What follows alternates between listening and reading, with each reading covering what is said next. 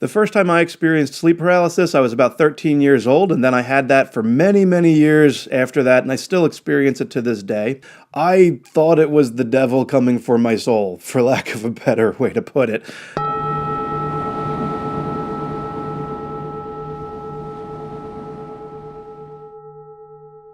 And it's always hard to wake up. You lose your capability to move your muscles, even your throat muscles, so you can't really speak. And there's a struggle to become aware and wake yourself up. And for me, when I would have one of these episodes like this nightmare, this sleep paralysis, I would finally wake up, and then I would see this black blobby figure kind of hovering over me and drifting away in the room. And I knew that that was the thing that was coming at me and paralyzing me and trying to get into my body. And if you want to look up the science on this, there's plenty of research online now. Just look up the Wikipedia on sleep paralysis and you'll find a lot about what's going on chemically in your brain, how it's genetically passed down, and what's actually occurring during this overlapping REM phase with lucidity. And it will even explain what they call hypnagogic hallucinations, which are visual or auditory hallucinations upon waking, right? So when I was having these episodes of sleep paralysis, especially when I was younger, I would wake up and see things in the room, right? And science says that's this hypnagogic hallucination. Okay, fine. Here's a story for you. How do you explain this one? I was 21 and I was dating this girl who I thought I was on drugs, I guess, because her name was Rachel, and I would sleep and I would be in the sleep paralysis. In my mind, I'm like, Rachel, wake me up! Ah! And but all she would hear is, Rachel. Hey, so she's like, stop it! Ew, you're freaking me out! Stop trying to scare me! I'm like, God, thank God you woke me up! And she's like, the drugs must be good for that guy. But I wasn't on drugs, man. I mean, there's something happening. Well, here's a story for you. So I would tell her, I was having this nightmare and I couldn't wake up.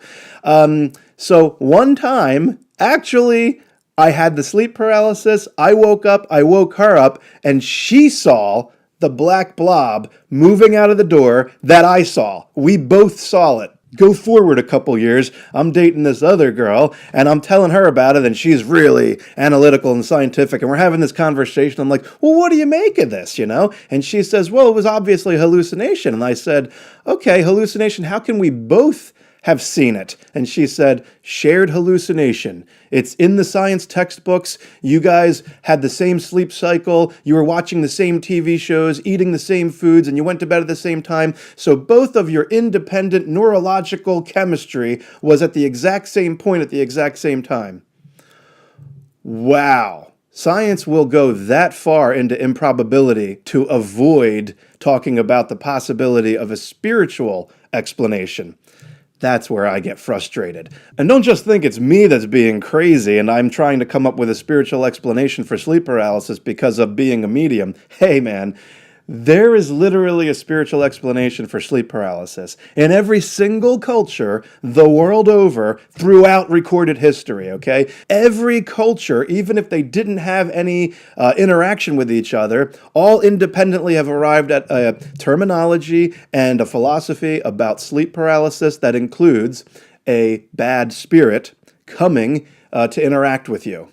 Okay, it's in the words. It's in the etymology of how we talk about sleep and nightmares. Literally, the word nightmare comes from root word night and mare. Mare being this kind of disembodied, ghoulish hag that would come and sit on people's chest and try to interact with their soul and feed on it like a hungry ghost, right? Some cultures would say that this is a spirit of a loved one with unfinished business. Other cultures would say it's like an incubus or a succubus. Succubus. But for thousands of years, people experienced this and know what they experienced. So I'm here to tell you there's a little bit of both. I don't necessarily know if it's the physiology in your brain that's triggering it, and then once that window is open, there's like an earthbound spirit around that will kind of use that opportunity to get in at you, or if it's the presence of this kind of earthbound spirit that then creates this imbalance in your head so that the physiology is also present, right? Which comes first, the spirit or the science? I don't know. Maybe a little bit of both, But what I do know is that when it happens, there is a spirit presence. In times past, when I didn't have that spiritual explanation for it, and I didn't really know how to handle it, I would wake up from these episodes of sleep paralysis feeling completely drained. So heavy, so tired. I knew in my mind I could not go back to sleep, but within a minute, I'm back to sleep again. And there's the sleep paralysis again.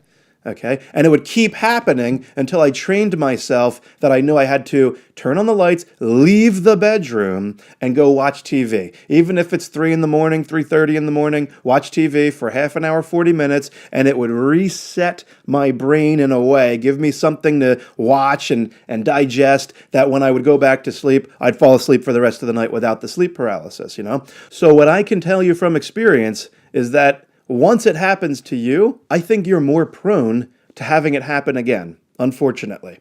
So how do you deal with this so it doesn't happen as often? Because let me tell you, if you've experienced it, you know, it is the most terrifying thing you will ever experience in your entire life. I know, I've done it. I still do it now. It's very hard to describe to somebody who hasn't experienced it. So you definitely don't want it happening again. So what I can tell you is, from a physiological standpoint, don't exert yourself in ways where you're sleep deprived for a long period of time. That'll put you into that place where you're more susceptible to that experience. But spiritually and emotionally speaking, I could also tell you from this angle, just carrying around depression or grief or not really being engaged with your life in a way over a long period of time can cause your soul to kind of pull up anchor from your body.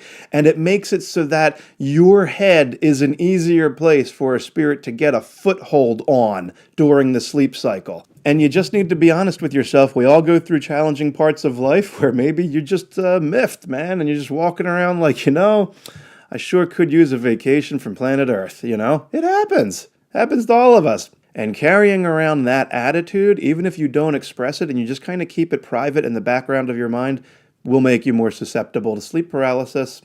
I know this from experience.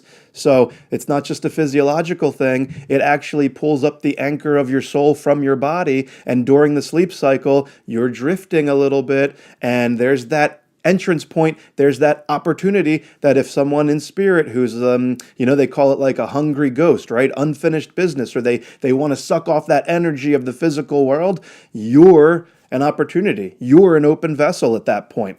Whereas if you're engaged with your life, and I mean like enthusiastic, like there's been alternate times in my life where I've felt extremely interested in pursuing a dream, I'm like, I'm going to write a children's book and I'm so excited and I'm going to stay up all night illustrating it and this is great. Sleep paralysis is not going to happen that night. I could tell you this, the ultimate weapon against this is being very engaged and enthusiastic in your own life. That's the best thing that you can do. So you could try burning sage, putting salt around your bed, rearranging your furniture, bringing in holy water, saying prayers before you go to bed. I bring up all these things because I've actually done all those things. Sort of they kind of work, momentarily, I guess. So one of the tricks, if you're not going to engage in a dialogue in your imagination with this imaginary presence, right, then you can imagine white light around you.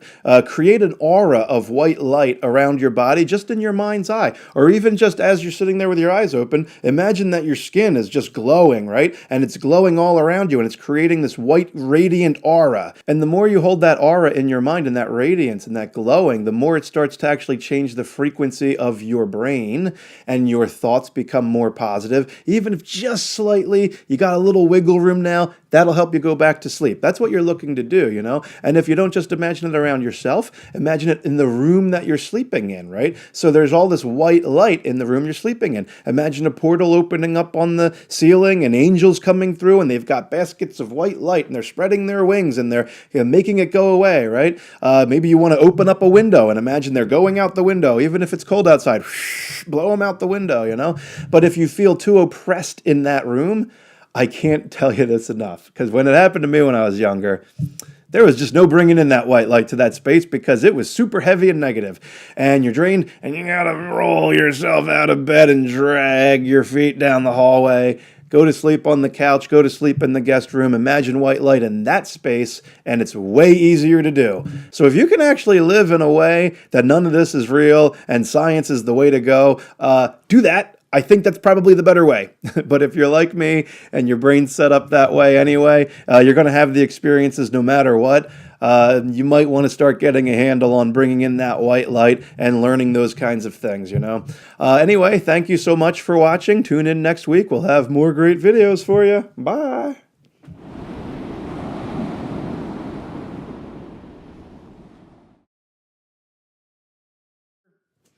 Rock on with your bad self. Ralphers! Where's that Ralphers? Where's that Ralphers?